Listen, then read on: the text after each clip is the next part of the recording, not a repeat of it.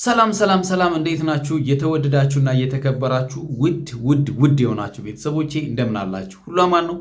እኛ ጋር ሁሉ ሰላም ነው። ፈጣሪ የተመሰገነ ይሁን። ይኸው እንደተለመደው በሌላ ቪዲዮ ደግሞ ከች ብያለሁ። እንግዲህ ሰሞኑን እየተፈጠሩ ያሉት ነገሮች ከዚህም ነገሮቹ በጣም እየጎተቱን ነውና የእነ አብርሃምና የእነ ሩታን ጉዳይ ነው ዛሬ ይዤላችሁ የመጣሁትና ይኸው እንግዲህ አንዳንድ ጊዜ ቅድም እንዳልኳችሁ ነገሮቹ መወጣጠር ነው የሆነው ማለት ነውና ደስ አይልም። እውነት ለመናገር አብርሃምና ሩታ የነበሩበትን ሰሞኑን ታውቃላችሁና ይኸው በግልጽ በይፋ ካሜራቸውን ይዘው መጥተው ይኸው አብቅተናል፣ ጨርሰናል፣ ተለያይተናል ብለው ለኛ ያለውን ነገር በደንብ ነግረውን ሄዳለች። እንግዲህ ሩታ አብርሃም በዚህ ሰዓት ላይ ብቻውን ነው ቤት ያለው።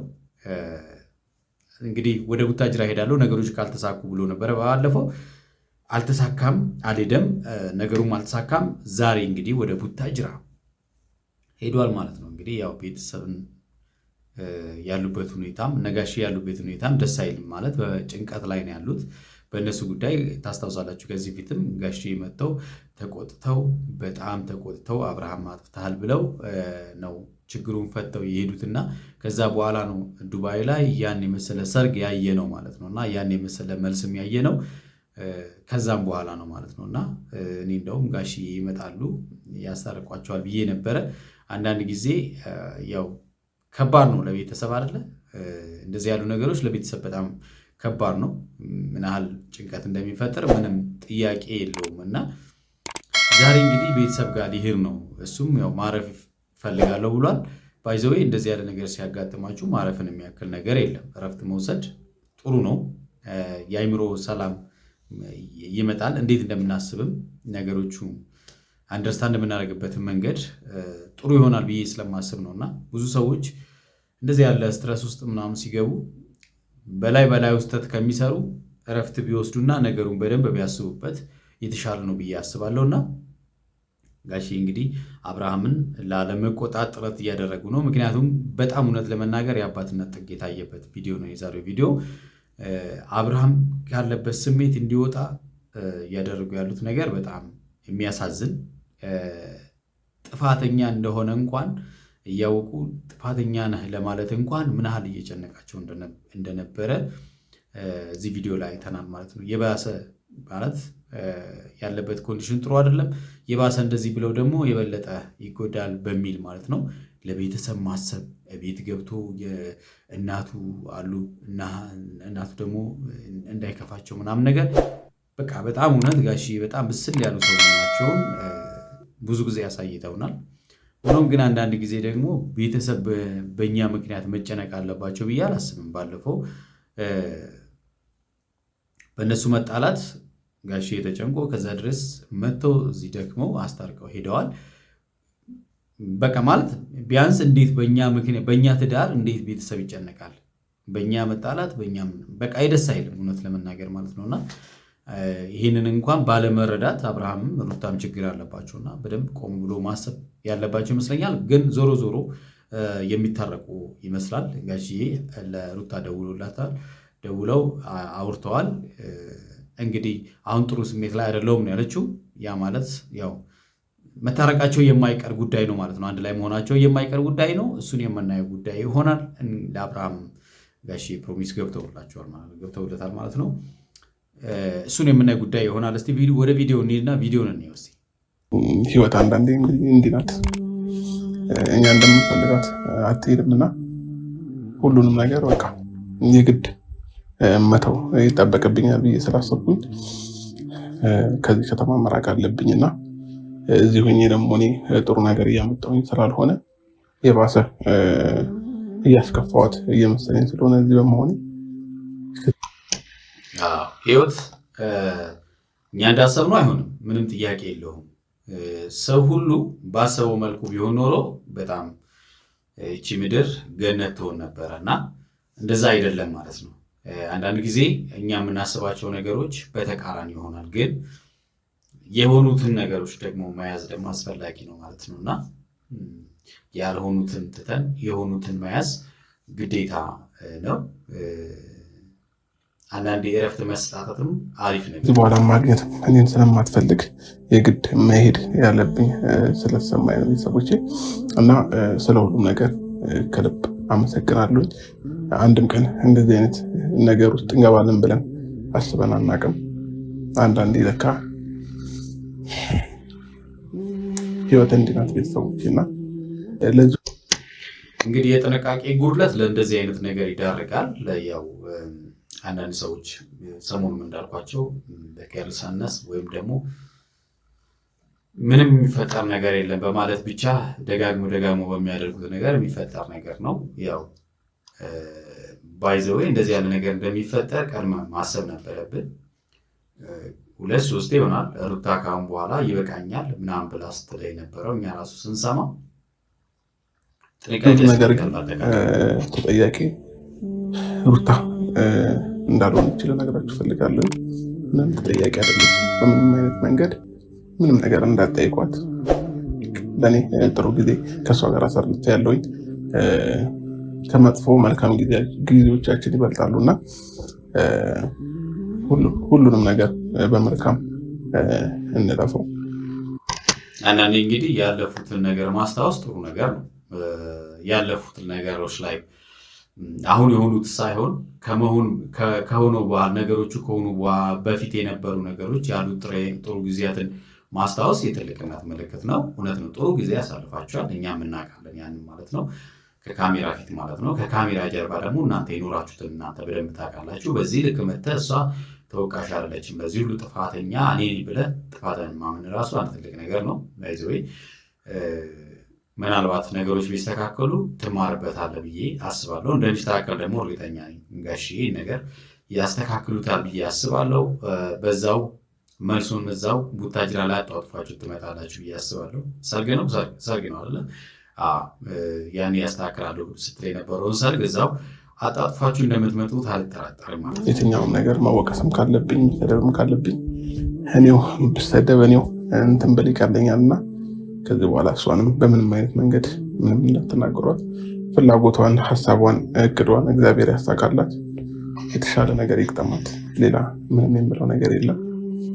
ሰው ወዱ እንደመለየት በጣም የሚከብድ ነገር የለም እዚህ ምድር ላይ እና እውነት ነው።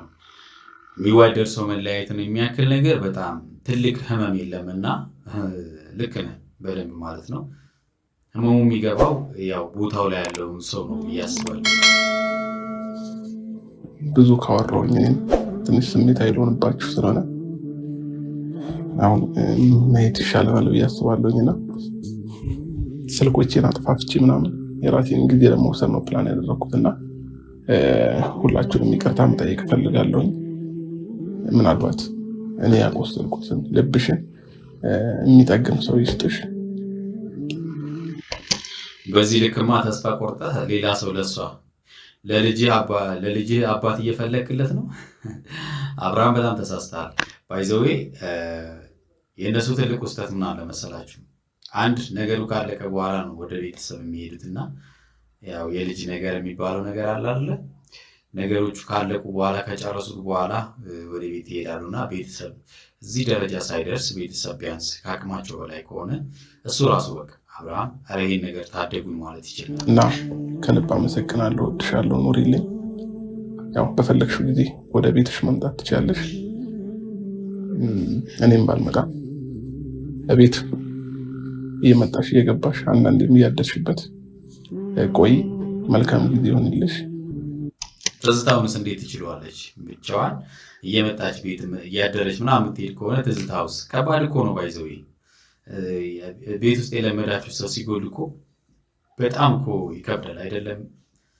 ትዳራችሁን ይቅርና እቃ እንኳን ሲጎል ማለት ነው። ብዙ ጊዜ እቃ እንኳን ቤት ውስጥ ዘወትር የምትጠቀሙበት እቃ እንኳን ሲጎል ትላላችሁ በቃ አያችኋል። ባታዝኑ እንኳን በቃ የሆነ ነገር ፊል ታደርጋላችሁ። ሰው ደግሞ አባት ልጁን ከልጅነት ጀምሮ አሳድጎ ለዚህ ደረጃ ማብቅቶ ዛሬ ላይ በሚያርፍበት ጊዜ እኔ ማስጨነቀው ከሆነ ከባድ ነው እና እውነት ነው። ግን ያው እያስጨነቀው ነው አዲስ አበባ ማምጣትን ወይም ደግሞ ጋሽዬ እዚህ ሆኖ ስለአንተ መጨነቃቸውን ሳይሆን ያው ዞሮ በእናንተ ሪሌሽን ማበላሸት ሁልጊዜ ጭንቀት ላይ ናቸው። ለዛ ነው ቤተሰቦቼ በቃ ሁሉንም ነገር ትቼ ወደ ቡታጀራ የመጣሁት ማለት ነውና ጋሽዬ እንግዲህ ያው ጋሽዬ መጥተዋል። እንግዲህ በጣም አሳዛኝ አባት ናቸው። ባይዞ በጣም በቃ እውነት ለልጆቻቸው ያላቸው ነገር ልጆቻቸውን በሙሉ እንዳያስታረቁ ነው የሚኖሩት። ፊታቸው ራሱ የሚነበበው ጭንቀት ነው። ባይዞ በደንብ እያያችሁት ከሆነ የጋሽዬ ፊት ላይ የሚነበበው በጣም ጭንቀት አለ። ኑሮን አዲስ አበባ ይሻላል እንዴ ያለው ጊዜ ይሆናል። ምንድን ነው እንዴ ሴጣን ካለ በኋላ ሴጣን መቼም አይተኛ በመልካም ነገር ላይ ሁልጊዜ ቀን በቀን ያው ነው። እንግዲህ ምንም ማድረግ አይቻልም። አብርዬ በቃ እንኳን ታጀራ ካልሄድኩ እረፍት ውፍዬ ላይ ተወሰነ ትንሽ እንትን አይምሮ አጽናንቶ ምንድን ነው ይሆናል። እግዚአብሔር ያለው ጊዜ እግዚአብሔር ያሳካው ጊዜ ይሳካል። በቃ እንግዲህ ትልቅ ሰው እንዲህ ነው እንግዲህ የሚያስቡት። ትልቅ ሰዎች እኛ እንደምናስበው አይደለም። ነገሮች ወዲያው እንዲሆኑ ነው እኛ የምናስበው እና እነሱ ደግሞ በጣም ልምዱም በቃ እድሜ የሚያስተማራቸው ነገር ስለሆነ ነገሮች ጊዜ ቢወስዱም መስተካከላቸው አይቀርም በሚል 100% እምነት አላቸው እና በዛ ላይ ያው አብርሃም ያለበት ሁኔታ ጥሩ ስላልሆነ ጋሼ ሌላ ነገር ማውራት አልፈለጉም። ከዚህ ይልቅ ግን አብርሃምን ለማረጋጋት ይሆናል ምንም ተስፋ ትኩረት አይነት ነገር ነው እያሉ እናንተ አጣመራችሁ። ሰው አይደለም ባይዘው ሰው አላጣመራችሁ፣ እግዚአብሔር ነው አጣመራችሁ። መጨናነቅ አያስፈልግም። አትጨናነቅ፣ እናንተም አታስጨናንቃት። ፍሪው በቃ እሷም ጥሩ ላይ አይደለችም። እሷም ትረፍ፣ እሷም እረፍት ታርግ ትረፍ። ጊዜ መውሰድ መቻል አለባቸው። አብርሃምም ሩታም አሉ ነው። አንዳንዴ ካልሆነ ትንሽ ለየብቻ እረፍት መውሰድ በደንብ እንድናስብ ያደርገናል እና አንተም እሷም ባለፈውም ብዬ ነበረ በቃ ጥሩ ላይ አይደለሁም እኔ በቃ ጋሽዬ ምናምን አለችኝ። እኔ ምንም ማድረግ አልችልም። በቃ እሷ እኮ አሁን ከዚህ በኋላ እኔንም ማግኘት አስፈልግም ጋሽዬ ሁሉ ነገር ቆርጦልኛል ነው ያለች የነበረው ማለት ነው። ችግር የለም እሱ ችግር እንዴት ተበል ምንም ችግር የለውም እኮ ተበል። ገና እኮ የእናንተ ጉዳይ እኮ አላለቀም። ፍቺ አላደረጋችሁም። ገና እኮ ናችሁ። እሱ አልፈልግም ብላ ሄደች እንጂ አሁን አንተም ደውለህላት በዚህ ልክ ከጨከነች እስኪ ቆይ ሁለታችሁም አይምሮ እርፍ ይበል ትንሽ ጊዜ። አሁን ታጥቦ አሁን ተጨምቆ አሁን አይደለም እንዴ ይሄን ያልኳችሁ አብርዬ አንተም በቃ አንዳንድ ነገሮችህን አሁን ሌላ እንትን አልበልህ፣ እኔ ሌላ ንግግር አላብዛብህ። እንትን ብልሃል ሁኔታህን አሁን ሌላ ውስጥ አልገባም። እኔ አንተ አይምሮ ነው የምፈልገው።